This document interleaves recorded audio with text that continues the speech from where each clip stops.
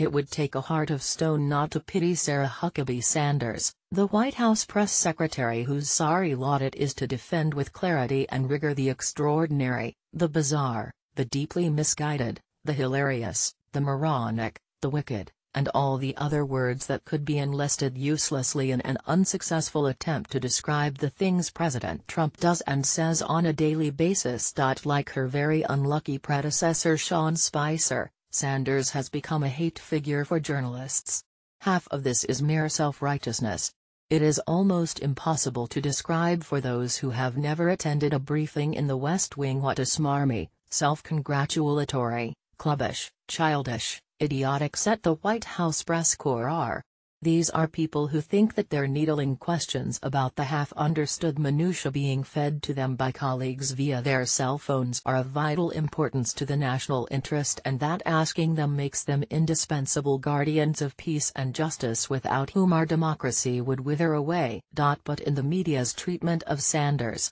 there is also an element of unambiguous class hatred. When David Horsey of the Los Angeles Times compared her to a slightly chunky soccer mom who organizes snacks for the kids' games and suggested that she would be more comfortable in sweats and running shoes than in her professional attire, he was only being more honest than many of his colleagues, whose contempt for Sanders, masked by a relentless obsession with cataloging her every verbal tick, as if no previous White House media flunky had been known to use the word look, is as obvious as it is pathological. When Robert Gibbs or Jay Carney made jokes that would be funny if you were 15 and drinking beers in your hotel room with your fellow nerds on a Model UN field trip, people laughed. When Sanders tries to lighten the mood just before Thanksgiving with something dopey like asking reporters to say what they're thankful for prior to asking a question, they whine and sneer and pontificate about the First Amendment,